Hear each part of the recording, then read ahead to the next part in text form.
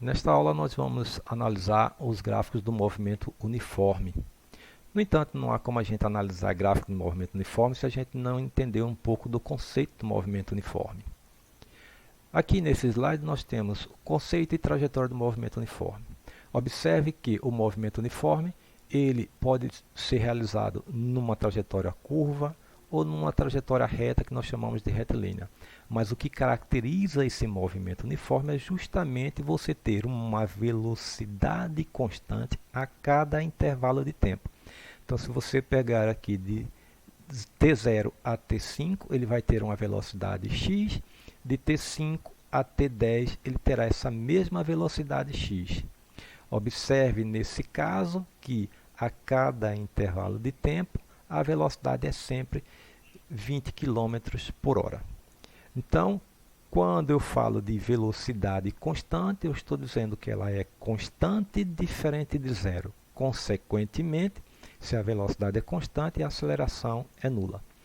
Quando o movimento de um móvel qualquer ele acontece numa trajetória reta, que nós chamamos de retilínea, chamamos também esse movimento uniforme de movimento retilíneo uniforme.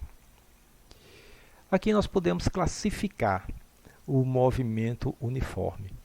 Isso em função de um referencial. Observe aqui que o movimento, o sentido do movimento, ele está sendo indicado por causa do referencial. Eu estou comparando com um determinado referencial. Observe, por exemplo, esse carro prata à direita, ele está a 15 metros da origem zero.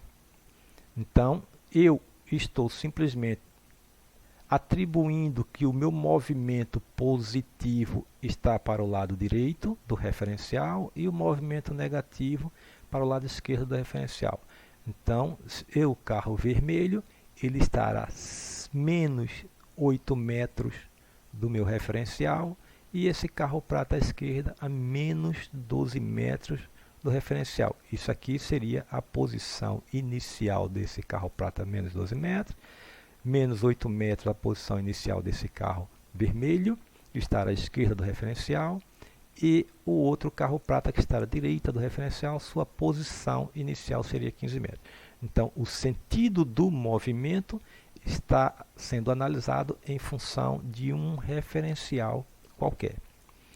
Claro que quando a gente fala de movimento, nós estamos falando de deslocamento em relação a um referencial. Se eu atribuir que o movimento para a direita do referencial ele é positivo e o movimento para a esquerda do referencial é negativo, eu teria, por exemplo, para este carro que está à direita, está se afastando do referencial, ele está fazendo um movimento que nós chamamos de progressivo, ou seja, a sua posição está sempre aumentando em relação ao referencial adotado. Já, por exemplo, este veículo vermelho, ele está se afastando do referencial também. Se ele está se afastando do referencial, ele também está exercendo um movimento progressivo, mesmo que ele esteja indo na direção que nós atribuímos negativa em relação ao referencial. Já esse segundo veículo prata, que está à esquerda do referencial, ele vai na direção do referencial, ou seja, ele está se aproximando do referencial. Se ele se aproxima do referencial, esse movimento nós chamamos de regressivo, ou mais usado ultimamente é o termo retrógrado, ou seja, ele está vindo na direção do referencial. Então, o movimento uniforme ele pode ser progressivo, quando o móvel se afasta do referencial, e pode ser regressivo, quando o móvel se aproxima do referencial. A equação horária do movimento, a equação horária S igual a S0 mais VT, ou seja, é a única equação que nós vamos trabalhar no movimento uniforme.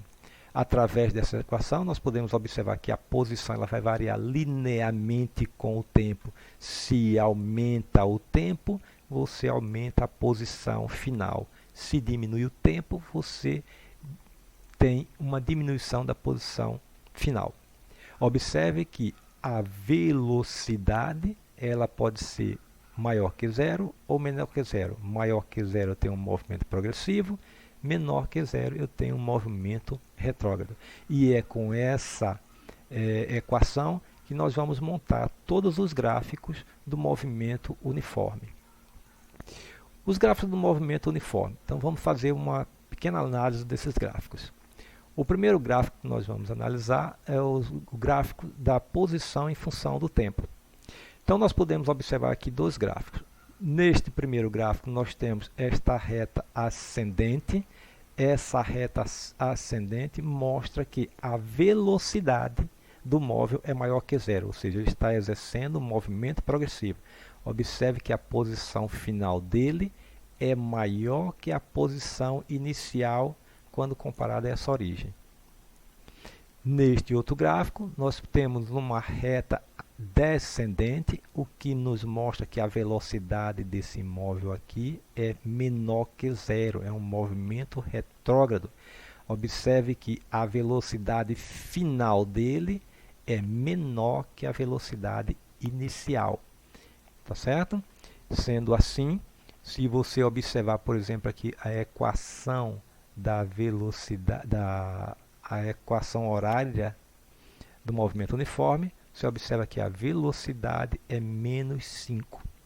Observe que, através desse gráfico, eu posso retirar não só os dados de posição, como de tempo, mas também através do ângulo alfa, que é esse ângulo aqui criado entre a reta e a horizontal, quando ela toca aqui o eixo do espaço. Esse ângulo θ, que é dado pela variação de espaço dividido pela variação de tempo, ou seja, a tangente do ângulo é a variação de espaço dividido pela variação de tempo. Isso nos dá justamente, aproximadamente, a velocidade que esse móvel está fazendo o movimento uniforme. Ok? Então, esses são os dois gráficos que nós temos que analisar aqui para uma velocidade maior que zero, para uma velocidade menor que zero. Os gráficos de posição em função do tempo. Ok? Vamos ver agora o gráfico da velocidade em função do tempo, que é uma outra análise que nós podemos fazer. Observe que aqui eu tenho velocidade em função do tempo. Nós vimos que a velocidade ela pode ser constante, ela tem que ser, na verdade, constante, diferente de zero. Então, a velocidade pode ser positiva e constante. Então, aqui, quando a velocidade é positiva e constante, nós temos uma reta paralela ao eixo do tempo. Então, eu tenho uma velocidade maior que zero, movimento progressivo. A velocidade menor que zero, ela é constante, é um movimento retrógrado. No movimento uniforme, nós temos a velocidade escalar igual à velocidade média, que é a variação de espaço sobre a variação de tempo. Velocidade constante, diferente de zero. Se observarmos aqui nesse outro gráfico, nós podemos analisar e tirar um dado interessante, que é, se eu pegar um intervalo de tempo ΔT qualquer aqui e calcular esta área ela vai ser aproximadamente igual à variação de espaço, ou seja, o deslocamento que aquele móvel executou. Então aqui eu tenho um deslocamento maior que zero, movimento progressivo, um deslocamento menor que zero, um movimento retrógrado. Não é isso? Então, se você observar, a variação de espaço é velocidade vezes o tempo, certo? Velocidade vezes tempo. Nesse outro slide, nós temos um resumo do que é o movimento uniforme. Isso aqui é um mapa mental, onde você pode observar todos os dados necessários numa única página mostrando um resumo. Então, por exemplo, você tem aqui no movimento uniforme a velocidade, ela é diferente, sempre constante e diferente de zero. Você tem a aceleração, sempre constante e igual a zero. A velocidade escalar, a velocidade aqui está errado, sem dúvida nenhuma, isso aqui, não, mas tu tem a velocidade escalar igual a velocidade média e dada por ΔS sobre ΔT. A função horária do movimento, S igual a S0 mais VT. Então todos os dados necessários estão aqui. Vejamos agora um exercício sobre o tema, utilizando o gráfico, o que de dados nós podemos tirar desse gráfico. Observe aqui que eu tenho aqui. O gráfico a seguir representa aproximadamente a velocidade escalar de um ciclista em função do tempo durante uma viagem de 3 horas. Determine nesta viagem o deslocamento escalar do ciclista, a sua velocidade escalar média.